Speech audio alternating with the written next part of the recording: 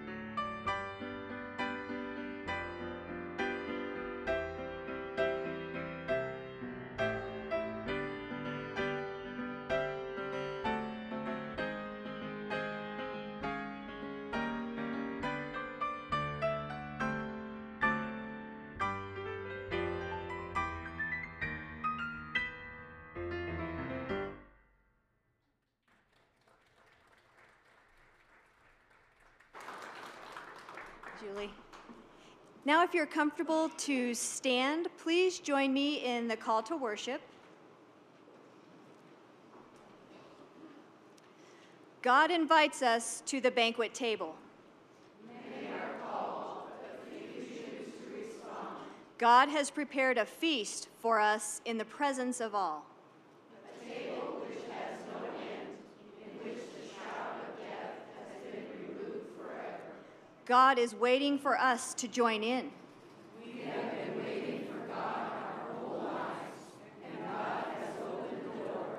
Come, join the banquet table of God. Come, accept the invitation to God's ways of love, peace, and justice. Amen.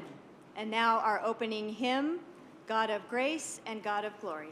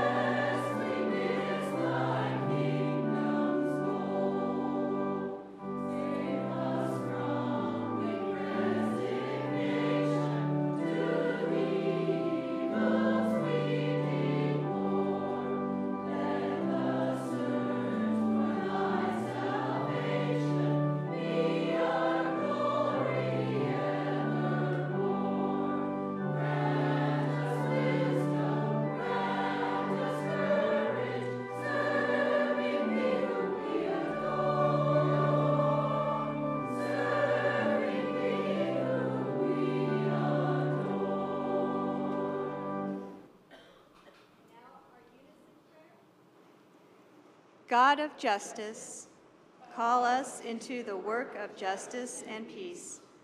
Call us to fasting and praying, whether on our knees or in the streets demanding justice. Call us into a life of prayer that moves us into compassionate action. Stir in us your spirit, so that we do not sit idly by. Our world is torn by violence. Our lives have been shattered by heartbreak. Enough is enough is enough. You have called us. You have chosen us. If not then no one. So it must be us who answers your call. Give us the courage and strength to do so. Amen. Amen. Amen. And now for our children's moments, Miss Mary has a few thoughts to share with us this morning.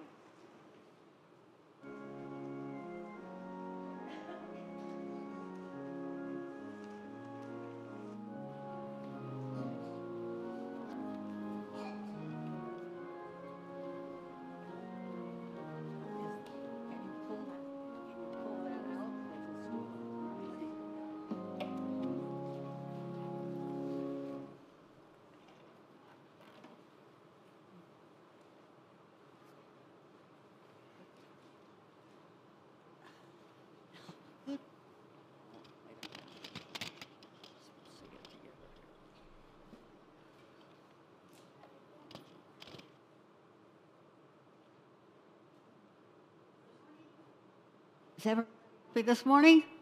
Good. I have something very special for you. Well, this is a book. This is a book called Beatrice Goat, and it's a good, and it's an all really true story. The little girl's name is Beatrice, and her goat is Magana. Okay. This is the kind of place where she lives. It's in Africa, in Uganda, and it is hot. In fact, the equator, that thing that marks the hottest place in the world, is going right through close to her house. And so to get to her house, you have to walk by the banana trees. Oops, I have two. Okay. Now, her story really is about this goat named Magana. Well, at first, she likes her. She likes that hair. Her hair is, see, look, it's brown and white, and it is soft. And she even can rub her noses with her little goat sometimes. Now, the story begins before she has the goat. And we have to see what kind of a life Beatrice had before she had the goat. Notice she had to take care of the chickens. She had to work in the farm and dig up the things that people were trying to grow. She's got some chickens to take care of. But the main thing, that's okay. She has to carry her baby sister and go by and see the school. And she is 9 years old, but she's never been to school. She keeps saying, well, we will never get to go to school because it costs too much money, and I have to have a uniform, and I have to have a lot of other things. And so she looks at the children out there having their lessons under the tree and saying, I wish I could go to school.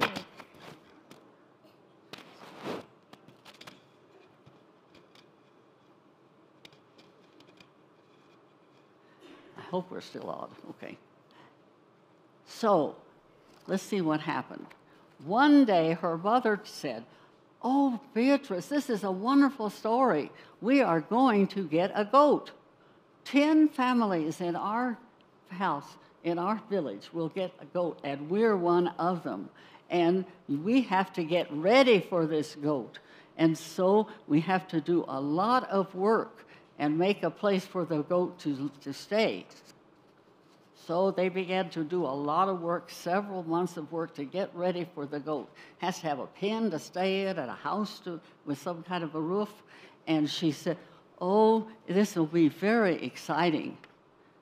Finally, one day, the goat arrived. And so she's out. The children all made a circle around the goat, and Beatrice felt of her fur or her hair, and then she discovered, oh, she has a real round little belly, and she is very soft, and so Beatrice says, oh yes, I am going to take care of this goat. I have to carry water to bring to her, and I have to give her the grass she needs.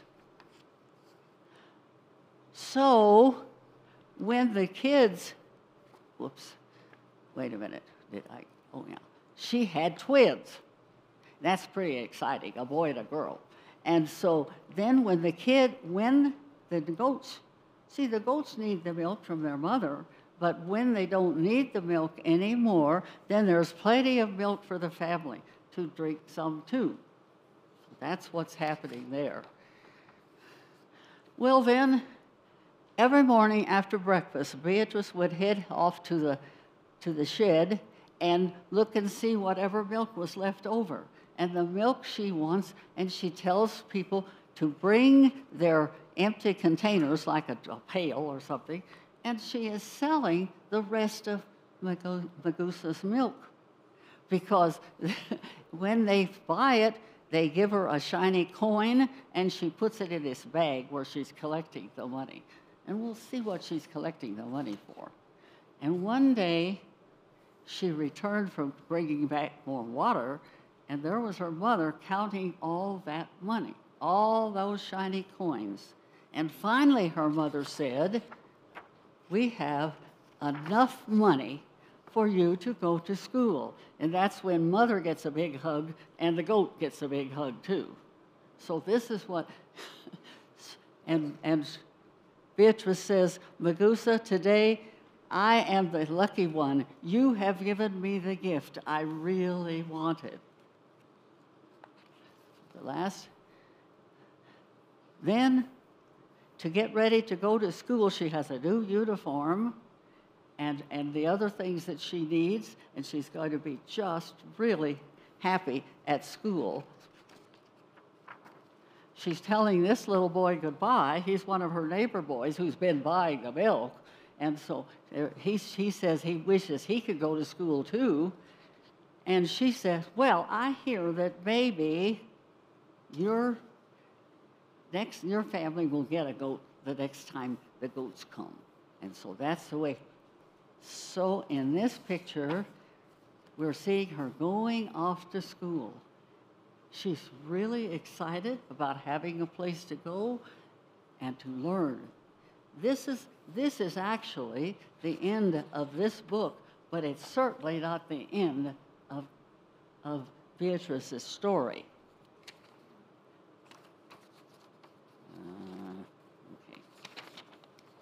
Okay, look up on the screen.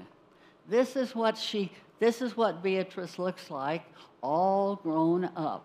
And I want to tell you several of the things that have happened to her in all this time. She wanted to go to school, but she finally got to go to school, and she worked so hard, and she had homework and all kinds of things. She finally was catching up with what the other kids had done, and by the time she is 10 years old, she's finally going to school. So she earned a scholarship to go to a prep school in America. I think the prep school is sort of like a high school. But anyway, then she won another scholarship to go to a college in America, and at this time she has graduated from Connecticut College and from a school of public service. And so she's made presentations to audiences that some had as much as 10,000 people in them. She's been on Oprah's show, she's been on the Today Show, and she's also been on 60 Minutes. Now she is part of an organization that is called Connect to Learn. This is a global one that is providing scholarships for youngsters like her to go and get a good education. So this is something, and of course her goat came from Heifer Project, which is something that we'll learn more about, I'm sure, if we don't. So, okay, now I'm really glad all of you were able to hear about Beatrice. And when you think about, guess what made it the best for her? It's a goat. Just a goat started her wonderful part of her story. So I think we should, let's see if we can stand and have a prayer before we go. Okay. Oh, hand. Okay. I need everybody. Can I have everybody? Back up a little bit here. Thank you. Dear God, we are thankful for people who love to give things to others. In this case, we are thankful for the people who were willing to send a goat to help a girl go to school. Bless us in all we're doing and help us be the kind of people who do things for each other. Amen. Okay. Okay. Yes, thank you. All right. Thank you, Miss Mary. Our reflection music this morning is actually the children's choir. Everyone's favorite song, God is Greater Than the Boogeyman.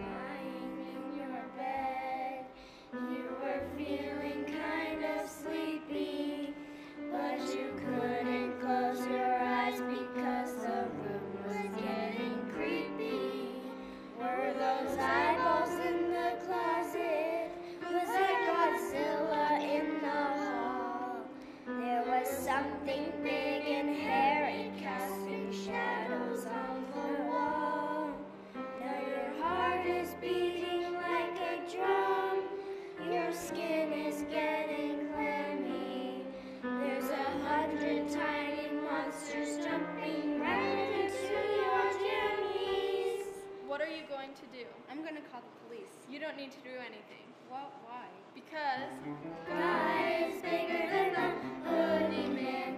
He's bigger than Godzilla or the monsters on TV. Oh, God is bigger than the boogeyman, and He's watching out for you and me. So when I'm lying in my bed and the furniture starts creeping, I'll just laugh and say, hey, cut that out and get back to my sleeping. 'Cause I know God's a very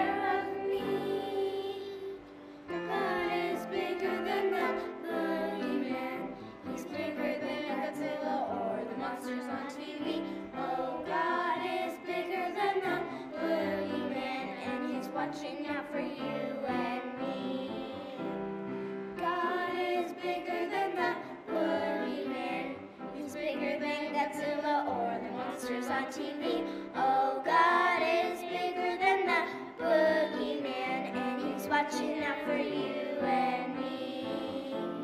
He's watching out for you and me. Watching, watching, watching out for you and me.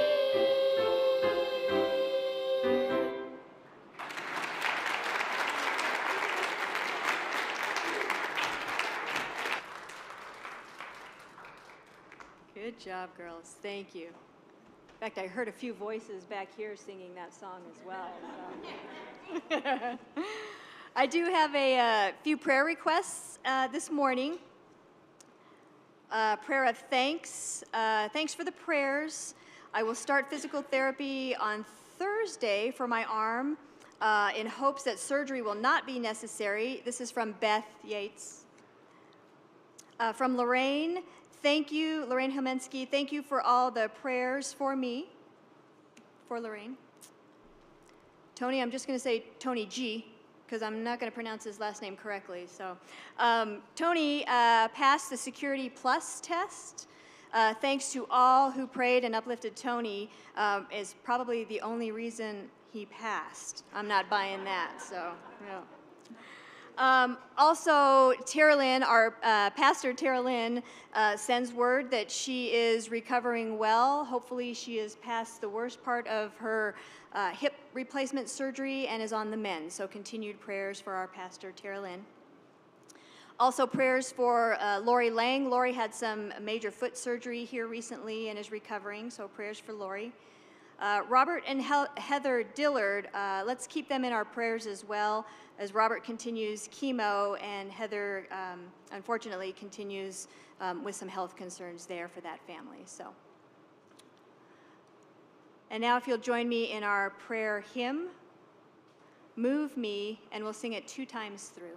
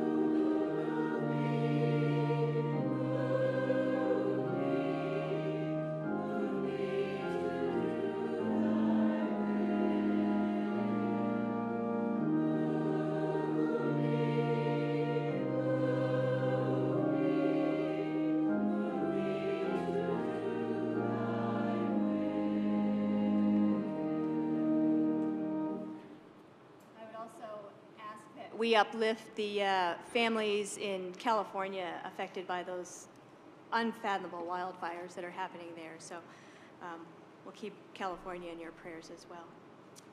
I found this prayer that I'll share with you this morning, a prayer of Salt and Light by Sandy Jackson. Let us pray. Jesus, you have told us that we are to be salt to the earth and light to the world. We thank you for this awesome privilege to serve you and share your love with others, pointing the way always to you and not to ourselves. We ask you, Lord, for perseverance to maintain our saltiness by spending time daily in your presence. We also ask for courage and strength to shine the light of your love wherever we are, not just among fellow Christians, but to all those who we know and meet. May they see you in all our words and our actions, so that your name will be glorified. We ask this as we remember the prayer you taught us. Our Father, who art in heaven, hallowed be thy name. Thy kingdom come, thy will be done, on earth as it is in heaven. Give us this day our daily bread, and forgive us our sins, as we forgive those who sin against us. And lead us not into temptation, but deliver us from evil. For thine is the kingdom, and the power, and the glory forever. Amen.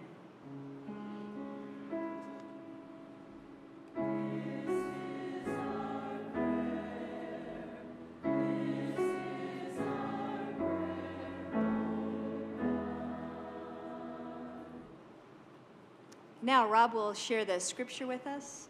Rob, you may have to wander this way. Do you mind using this one? Good morning. I'll be reading from the books of Exodus and Matthew this morning. We'll start out with from Exodus chapter 32, verses 1 through 14. It's called the golden calf. When the people saw Moses was so long in coming down from the mountain, they gathered around Aaron and said, "Come, make us gods, who will go before us. As for this fellow Moses, who brought us out of Egypt, we don't know what has happened to him." Aaron answered them, "Take off the gold earrings that your wives, your sons, and your daughters are wearing, and bring them to me." So all the people took off their earrings and brought them to Aaron. He took what they handed him and made it into an idol cast in the shape of a calf, fashioning it with a tool. Then they said, "These are our gods, O Israel, who brought you up out of Egypt." When Aaron saw this, he built an altar in front of the calf and announced, "Tomorrow there will be a festival to the Lord." So the next day the people rose early and sacrificed burnt offerings and presented fellowship offerings. Afterward they sat down to eat and drink and got up to indulge in revelry. Then the Lord said to Moses, "Go down, because your people, whom you brought up out of Egypt, have become corrupt. They have been quick to turn away from what I commanded them and have made themselves an idol cast in the shape of a calf. They have bowed down to it and sacrificed to it and have said, 'These are your gods, O Israel, who brought you up out of Egypt.' I have seen these people," the Lord said to Moses, "and they are a stiff-necked people. Now leave me alone so that my anger may burn against them and that I may destroy them. Then I will make you into a great nation." But Moses sought the favor of the Lord his God. "O Lord," he said, "why should your anger burn against your people, whom you brought out of Egypt with great power and a mighty hand? Why should the Egyptians say it was with evil intent that he brought them out, to kill them in the mountains and to wipe them off the face of the earth? Turn from your fierce anger, relent, and do not bring disaster on your people. Remember your servants Abraham, Isaac, and Israel, to whom you swore by your own self. I will make your descendants as numerous as the stars in the sky, and I will give your descendants all that this land I promised them, and it will be their inheritance forever." Then the Lord relented and did not bring on his people the disaster he had threatened. All right, and on to Matthew 22, verses 1 through 14. Jesus spoke to them again in parables, saying, The kingdom of heaven is like a king who prepared a wedding banquet for his son. He sent his servants to those who had been invited to the banquet to tell them to come, but they refused to come. Then he sent some more servants and said, "Tell those who have been invited that I have prepared my dinner. My oxen and fattened cattle have been butchered, and everything is ready. Come to the wedding banquet." But they paid no attention and went off, one to his field, another to his business. The rest seized his servants, mistreated them, and killed them. The king was enraged. He sent his army and destroyed those murderers and burned their city. Then he said to his servants, "The wedding banquet is ready, but those I invited did not deserve to come. Go to the street corners and invite to the banquet anyone you find." So the servants went out into the streets and gathered all the people they could find, both good and bad, and the wedding hall was filled with guests. But when the king came in to see the guests, he noticed a man there who was not wearing wedding clothes. "Friend," he asked, "how did you get in here without wedding clothes?" The man was speechless. Then the king told the attendants, "Tie him hand and foot and throw him outside into the darkness, where there will be weeping and gnashing of teeth. For many are invited, but few are chosen." Thank you.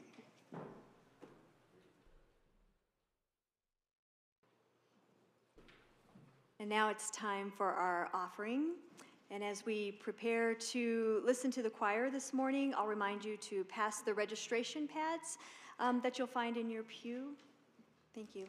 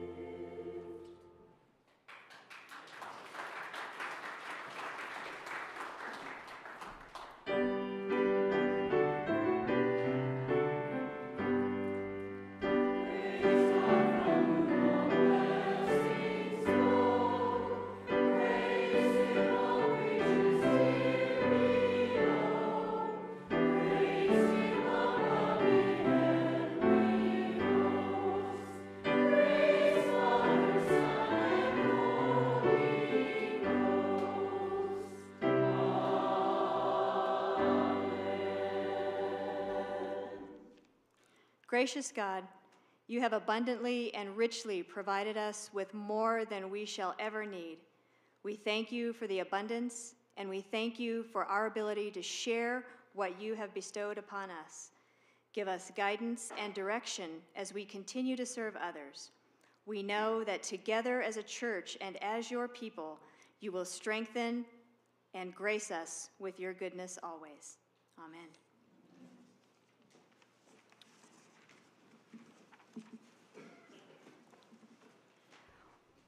Well, good morning again. It is Laity Sunday, and while the a little bit of decor that we added this morning is not our usual Sunday decor here this morning, we are celebrating, if you can't tell. It's Laity Sunday, and we want to celebrate you and everything that you do for Good Shepherd United Methodist Church and who you are and what you do to make us this amazing church family.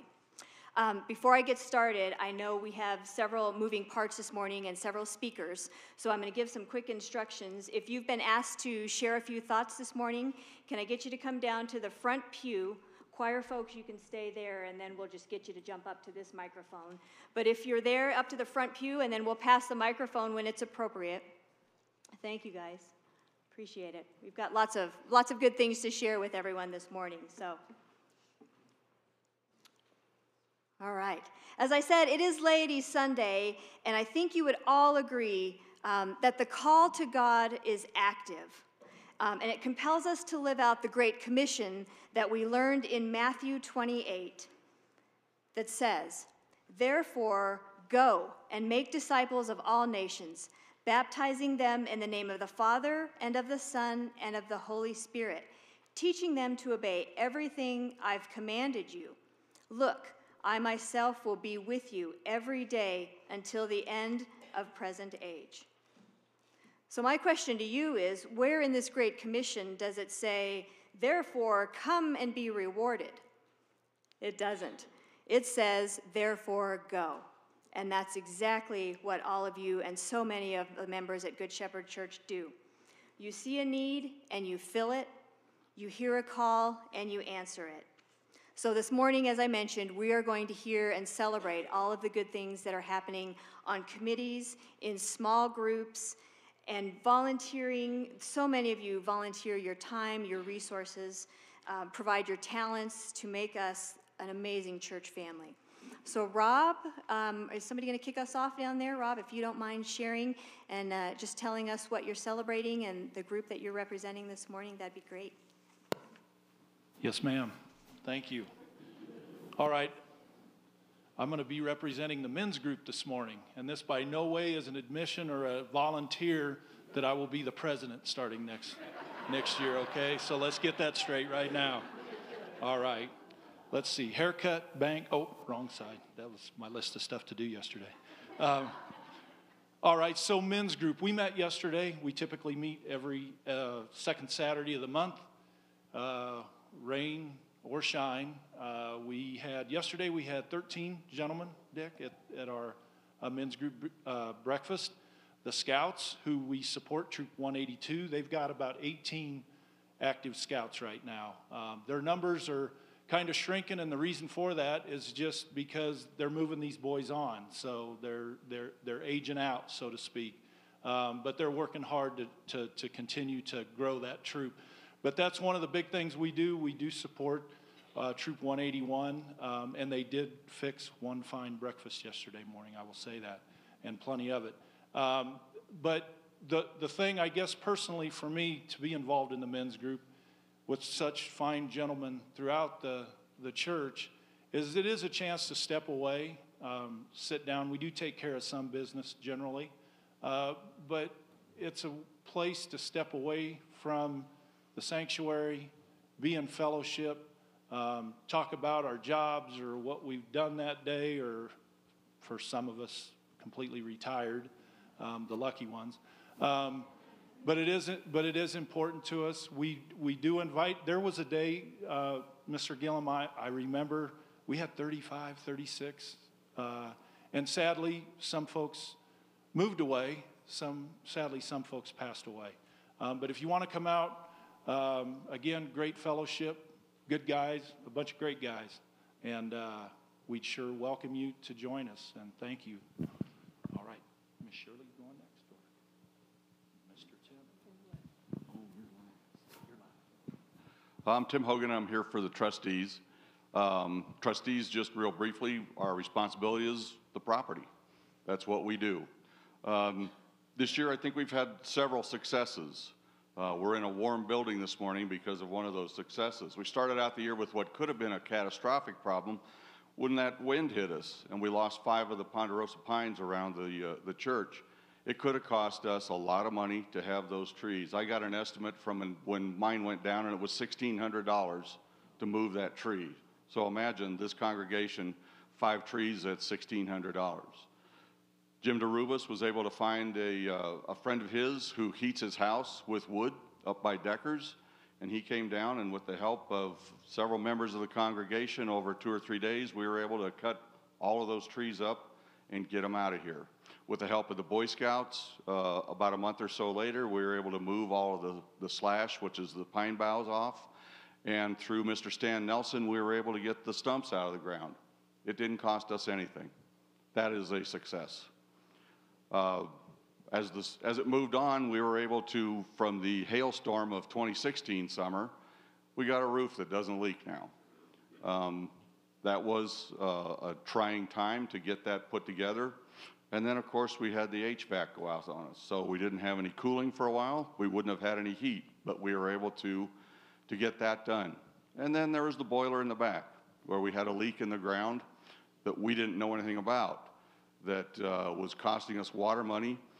And then when we were able to get that fixed, we found that the reason we didn't know that there was a problem was because the leak was taking the pressure off the boiler. So now we needed a new pressure valve. So we've had those 3 successes, and I'm just going to say, without the congregation, without the generosity of everybody who attends, that would not have been accomplished. None of that would have been accomplished. We as the trustees appreciate everything that you do for the church. So thank you, and celebrate those celebrations. Hello, I'm Paul Van House. I'm representing the Good Shepherd Ringers. And can you think of one word that rhymes with laity? I'm talking the old traditional use of this word, gaiety. Having fun, being happy, having a good time. Well, that's what we're about at Good Shepherd Ringers. And the Bible tells us to make a joyful noise, and if you've been to one of our practices, you would hear some pretty unusual noises. Isn't that right, Jennifer? And she's not always smiling at the noises we make. But she is very patient with us, and it is sometimes a challenge because there's not a lot of us, and there's a lot of bells, but we have some very talented ringers who, the place I was at before, they added up the years of experience, and I'm guessing we're probably close to 200 or something like that. My wife and I have been doing it close to 17 years. Shirley, how many years? More than she cares to mention.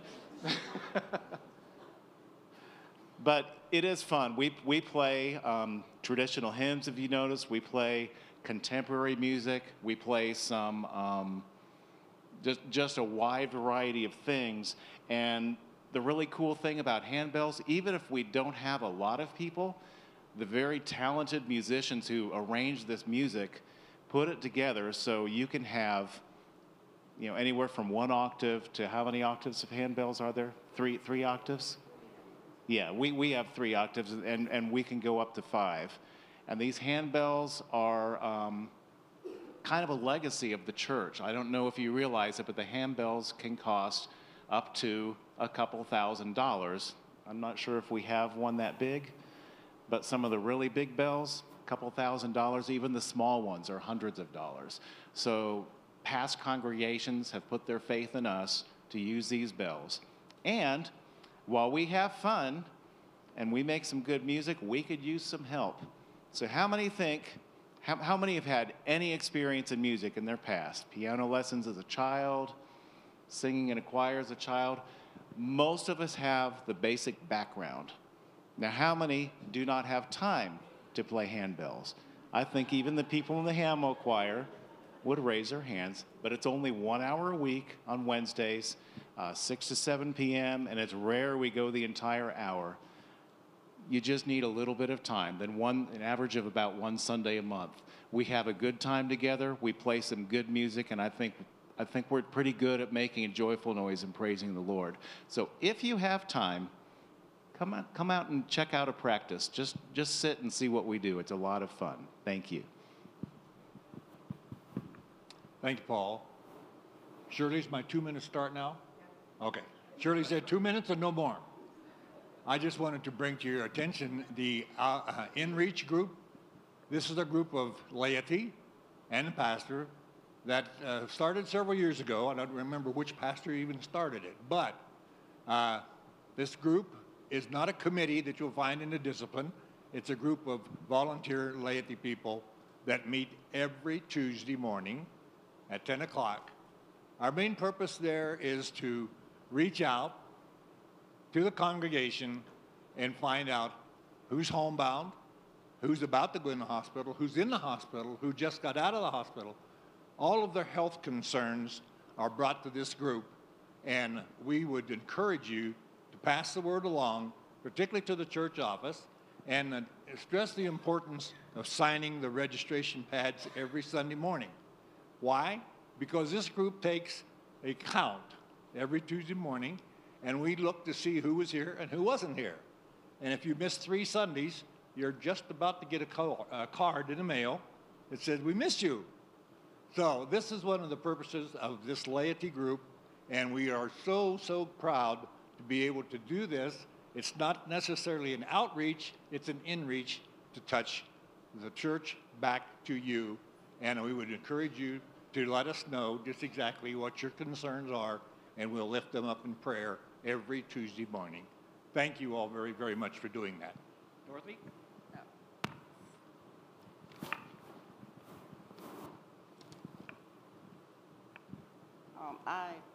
I'm Dorothy, and I volunteer with emergency food. Yes, and emergency food is every Wednesday and Thursday from 10 to 12.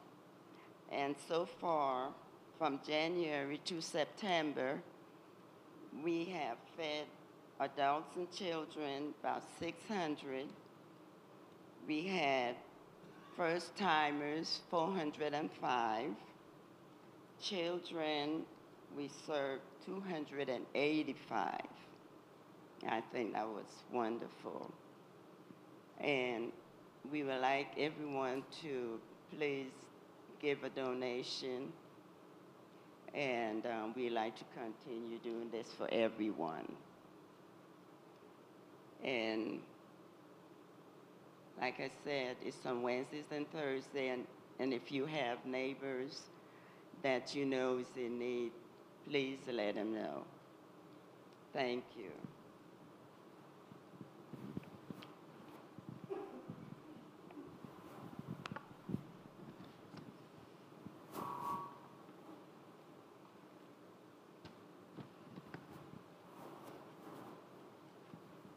Supposed to talk about missions, and you probably figured that out already.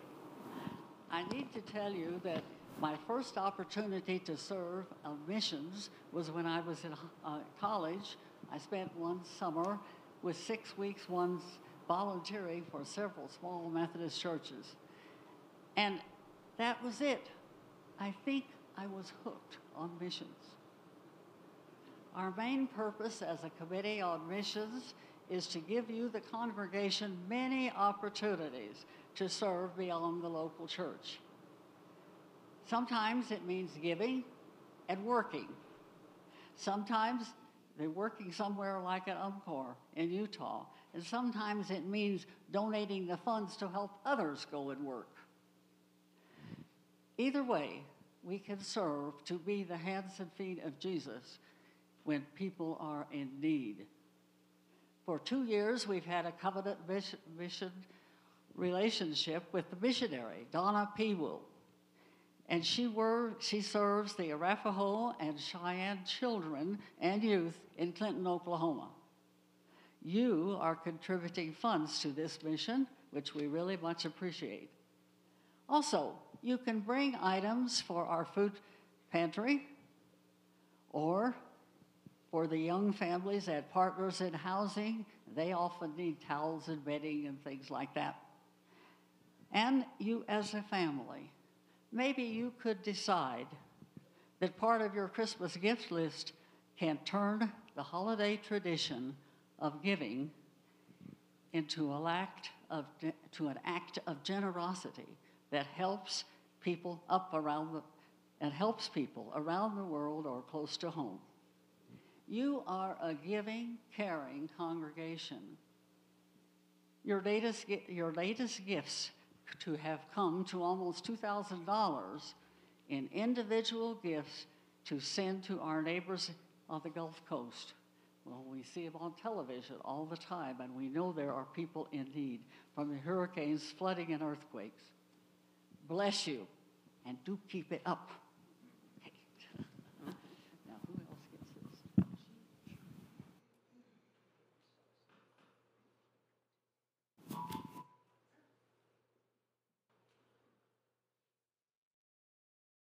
Hi, my name is Gayla Jagorchek, and I'm speaking on behalf of the choir. The choir has been just a wonderful group to be in. I have been in it on and off since I was in junior high. And great group of people, a lot of fun, a lot of joking.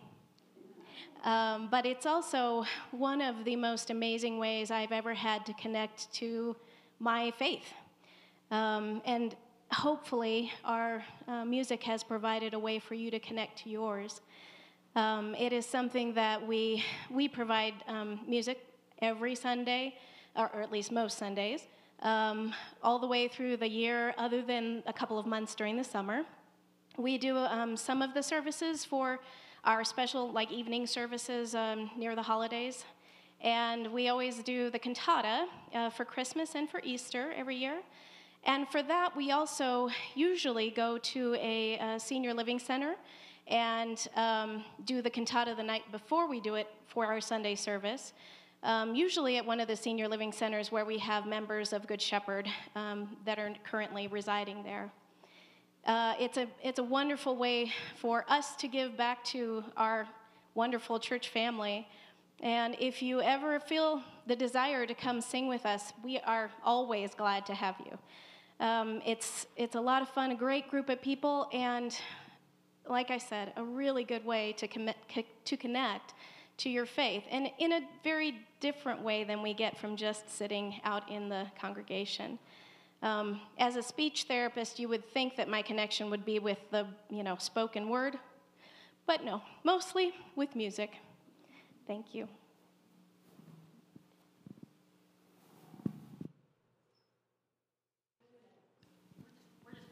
Okay, I'm going to quickly speak on of the microphone-shy peacemakers.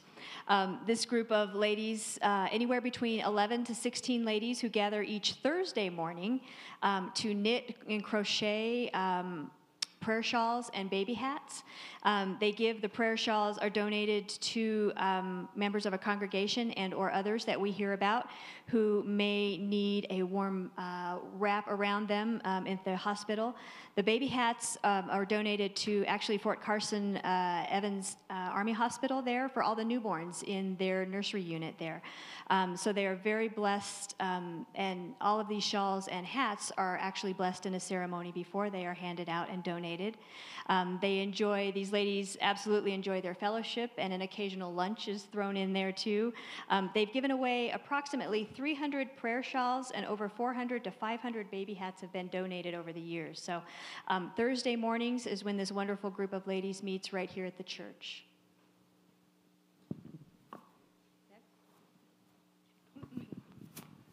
Good morning. My name is Judy Hodges. I am chairperson for hospitality.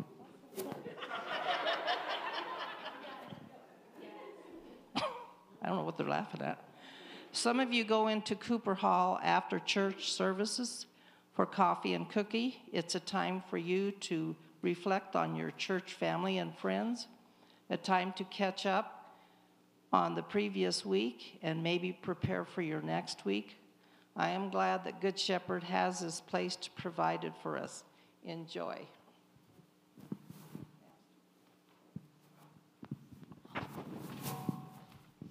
Good morning. I'm Sharon Clayton, and I am the president of the United Methodist Women. You might know us as the UMW. We're a mission-based organization within your church. We've been around since 1869, trying to make us younger than we are. And this is my first year as president. And I want you to know, we're small, but man, we're mighty. These ladies, I'm in awe at these ladies. You go and you ask them to move a mountain, and they're going to ask you where you want it and when it has to be there. They work hard to fulfill their mission. We have put together this year alone 151 health kits. Mary Humphreys, bless her heart, has made 20 school bags. 5 of our ladies, with the help of 2 devoted husbands, went on a mission trip to get those items there and worked at the UMW West, UMCOR West. We've taken donations for school supplies. And if you guys like your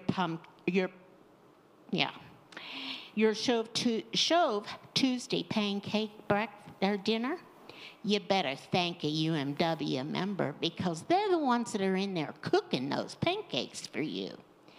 And the turkey potluck coming up, if you like that and you like the turkey, you better thank a UMW lady, because they're cooking them turkeys. Now, the men have been challenged to make the mashed potatoes and the stuffing. So if you're out there, men's group, keep that in mind, or there won't be no mashed potatoes or stuffing. You got it? Okay. We also do bake sales, and you have been great at supporting us with our bake sales, because the money that we get from our bake sales helps to do all these activities which we do within the church and to help the mission areas that need help. And things keep continuously coming up that we need to help. We will welcome anybody who wants to come and join us. We meet the first Saturday at 9 a.m. in Cooper Hall. We have a light breakfast. We have a meeting. Many times we have speakers. This last month, Ann Lance came to speak. You all like to listen to her preach. She had a fantastic program on the ecumenical ministries downtown. And we learned a lot. And you'll be hearing more about that from the United Methodist Women in the next couple of weeks. We have some exciting things going on with that. So please, if you're interested in becoming a part of this group and helping us and having a good time, we laugh and carry on and have a good time, please come and join us. Thank you.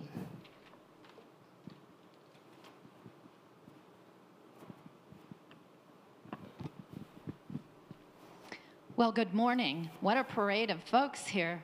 It's with great joy that I represent the Finance Committee on this Laity Sunday. My name's Elaine Johnson. We are celebrating your generosity to the mission and ministry of this church. Through your gifts, we have supported awesome full-time ministry with Pastor Terilyn. Would you agree? What about the fabulous music ministry of Jennifer and Julie? Yay. Would it be quiet? Would it be very, very quiet in church if we didn't have their special ministry? And also you support terrific office work by Lorraine and our treasurer, Lindsay. The care of our most precious little ones in the nursery by Marjorie Van Tool and Sue, and our building is taken care of regularly by David. Can you just imagine all the services provided by this team of individuals? Many of the things that we see every week and much, much more that happens behind the scenes. Your generosity on a weekly and monthly basis keeps this team viable, keeps the church functioning, and allows you all to live into our mission and vision through powerful and spiritual worship. You experience the dynamic music, either by participating in the handbell choir or the chancel choir, the children's choir, or by purely enjoying those individuals that do take part. And then, as always, that supports the basic operation of our church as an organization. Much of what we don't see, but has to happen, right? I'm not going to go into all the other things that you've heard about because you know you've supported the mission team and missionaries and the food pantry and hurricanes and flooding and so many, many things to mention. But this year, you responded over the top. Literally, we have a new roof, right? The trustees mentioned those things, but you just came to the table and again, when we were up here saying we need more money, it seemed like these unanticipated extra repairs were way beyond our financial capacity. But once again and again, your prayerful response was that it was provided, that what was needed. The bills have all been paid in full for the capital needs of the roof, the HVAC system, the boiler. You know, it almost got to the point that I said to Tim, don't even come anymore. We've seen you enough this year. But you know what? It's necessary because this is our house of worship. And we give it all. We give God the glory and praise for your generosity. Thank you, thank you, thank you all.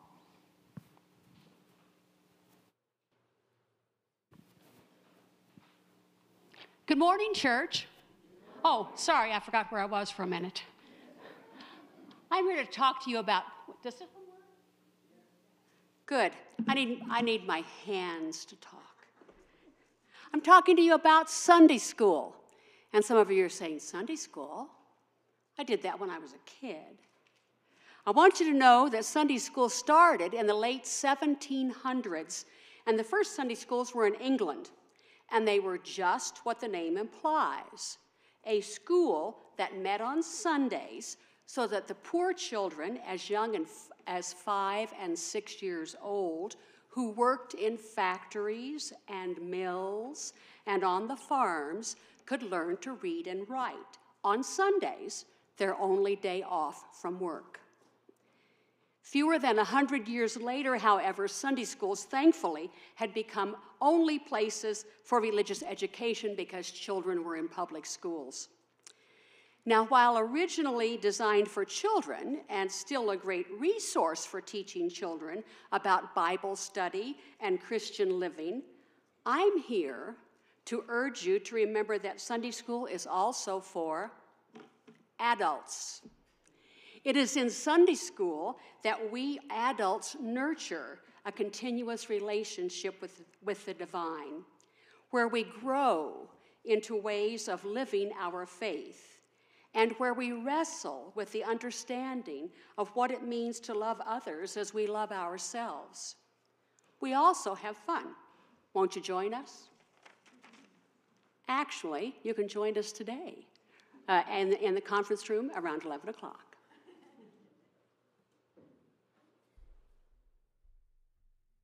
And I know we've run a little overtime, but I'm here to talk about the most important part of your Good Shepherd family, your children.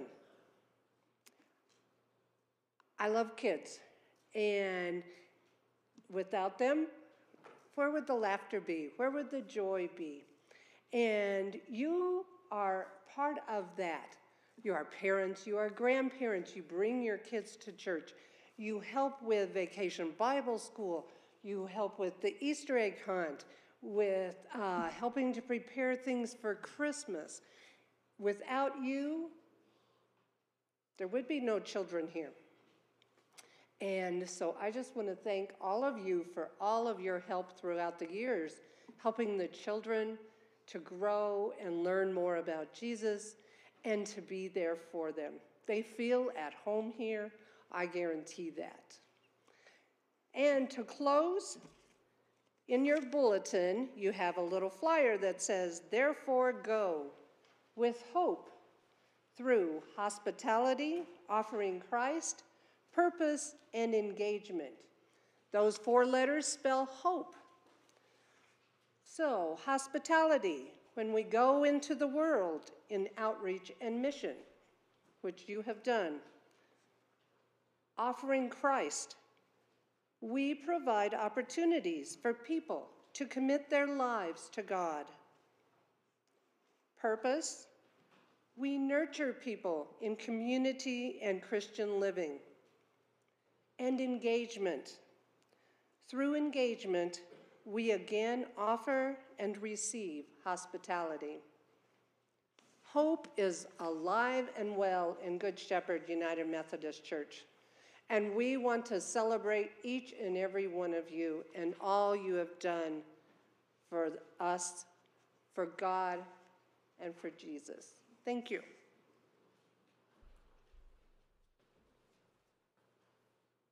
Thank you all for your time this morning. As Shirley mentioned, we ran a little bit long, but I think it's important to share these successes as a family, as a group, and we gather here each Sunday morning, learning new things, opportunities. It was important to us as a lay leadership team to share the successes as we head into the holiday season, as it gets busy, and this fall, things do not slow down ever for meetings and committees and the various things that we all do. So thank you all. Thank you from the bottom of our hearts, and we hope you learned something new today and can take that with you in celebration. As we wrap up today, please stand if you're comfortable and join in our hymn of response. Yes, go ye into the world.